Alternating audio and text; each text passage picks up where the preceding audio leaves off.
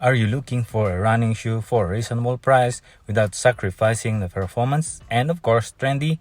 Not to forget, it should be updated with new technology. Well, you came to the right place. By the way, welcome to the channel. Nolasco here. Sneaker is my passion, and this channel I talk about sneaker related stuff, and if you are new to this channel, please consider subscribing.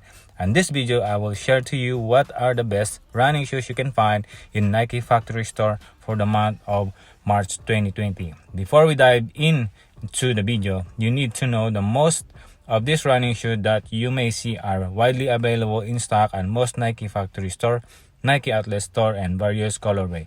So without further ado, let's move on to Nike factory store and see what do they have to offer.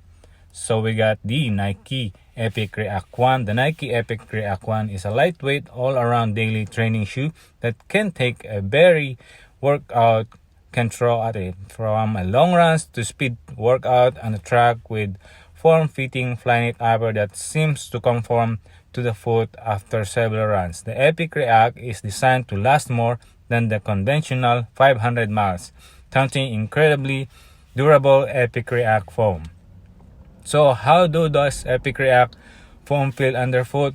They're firm but most cushy but surprisingly squishy. It's the kind of underfoot comfort that feels great.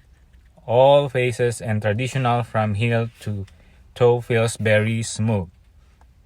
The oval arm platform of Epic React also feels wide and stable while still remaining a neutral ride, and this improves the feel when running smooth trail with lots of turns or taking 45 degrees turn on the roads.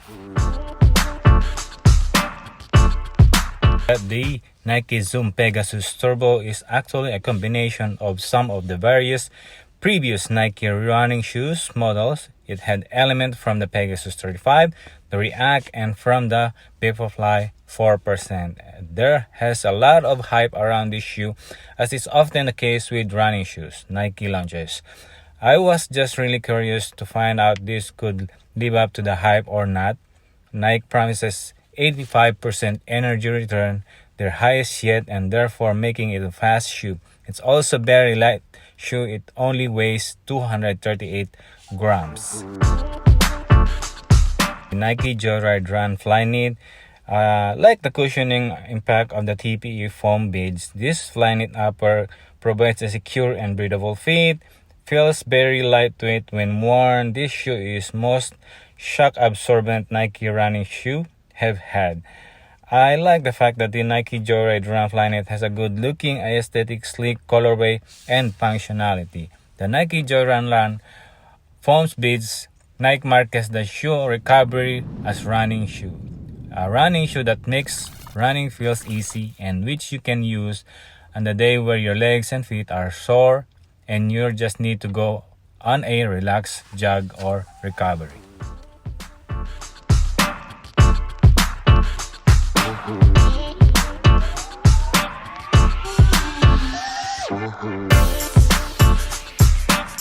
The Zoom Flyknit. This shoe is highly responsive to the movements. The carbon fiber plate integrated into the midsole gained some fans as it apparently helped in making each step as springly as possible. The Flyknit upper was considered by most consumers as one of the best cover systems in the market because it secures the foot in lightweight and breathable wrap. Purchasers have lauded the aesthetic of the Nike Zoom Flyknit, stating that it looks good, were visually striking.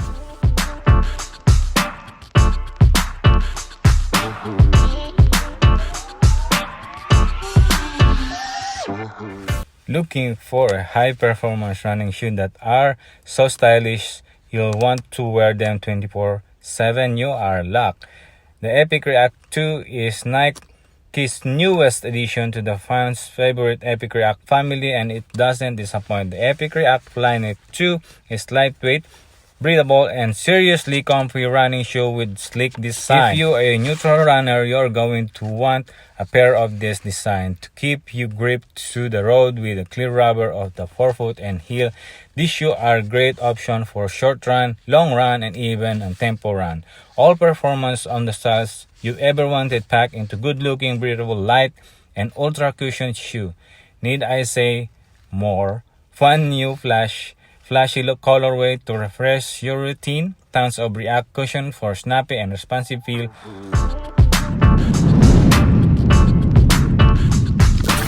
So we got the Nike Air Zoom Pegasus 34. The Pegasus 34 is extremely comfortable. Shoe is lightweight yet durable. Shoe is good to go right out of the box and that did not require breaking in. The Pegasus 34 is responsive in nature with numerous color choices to be stylish, and this one is used to be like one of the smart use of flywire to keep feet secured.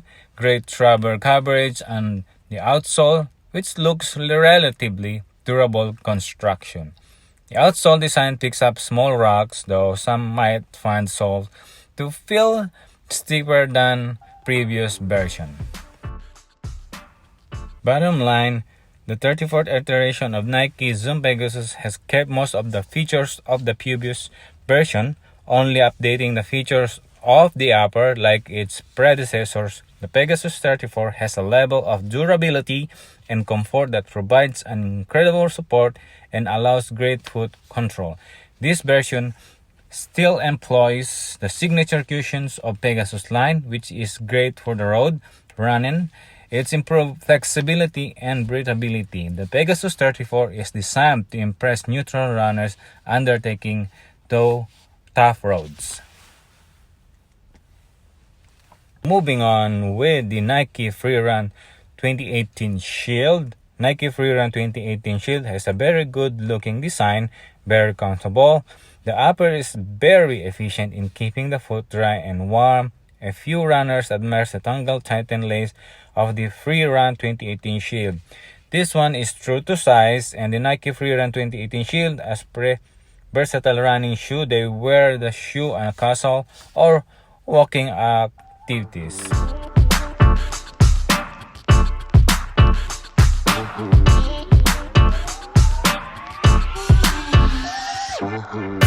We got the Nike Air Zoom Windflow 5, and this is the reason why you're buying this one. The underfoot cushioning unit of the Nike Zoom Air Windflow 5 was loaded for stabilizing the foot as it goes through the gait cycle. Some testers who suffered from plantar fasciitis were thankful that the midsole alleviated the pain. The color scheme were fine.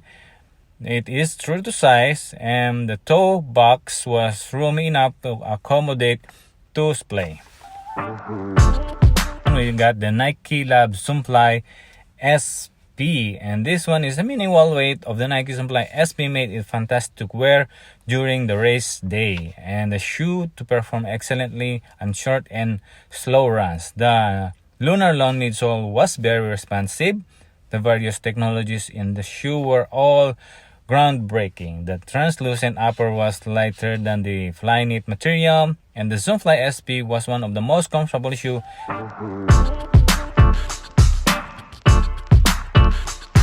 The Air Max Zero Essential, and this is the reason why you're buying this one. The absence of thick overlays and the presence of recessed part of the sole make the Air Max Zero Essential very light. The upper structure is very breathable.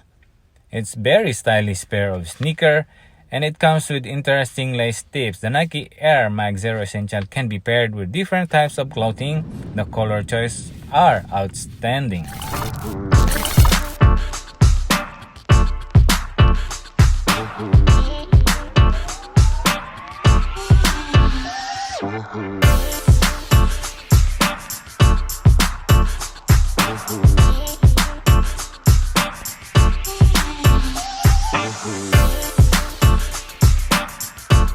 The Nike Air Zoom Vomero 14. Before flipping over a Nike Air Zoom Vomero 14 to scoop the outsole, don't forget to appreciate the newly redesigned mesh that seamlessly wrap around the upper. It essentially redesigned and meaning of lightweight and breathability, so you can leave the sock at home if you want to.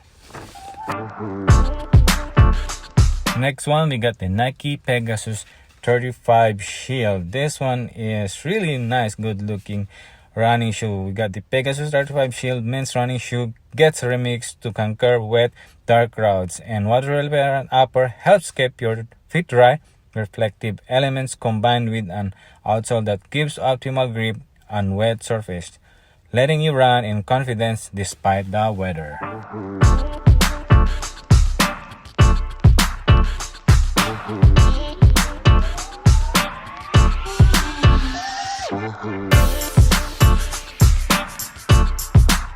Let's see what we have in women's section. We got the NIKE FLYKNIT. This one is the NIKE FLYKNIT highly responsive carbon fiber plate integrated into the midsole. The FLYKNIT upper was one of the best cover system in the market because it secured the foot in lightweight and breathable wrap. And the price $99.97. You can't go wrong on this one. Still here in women's section, we got the women's NIKE EPIC REACT FLYKNIT 2. This one's nice colorway though.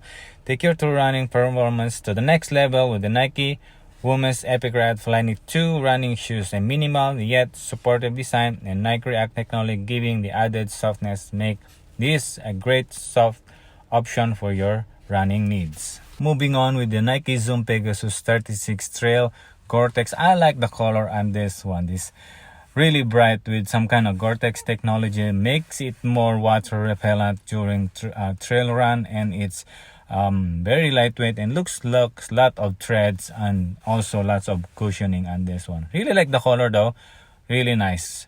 Now we got the Nike Air Zoom Pegasus 35 TB, and this one is selling for $39.97 with additional discount. Like the color also. This one is on women's section though, and it is size 12, so definitely fits on the size 10.5 men's. Like that one, nice cushioning and really nice good Nike Zoom with a lot of threads on this one.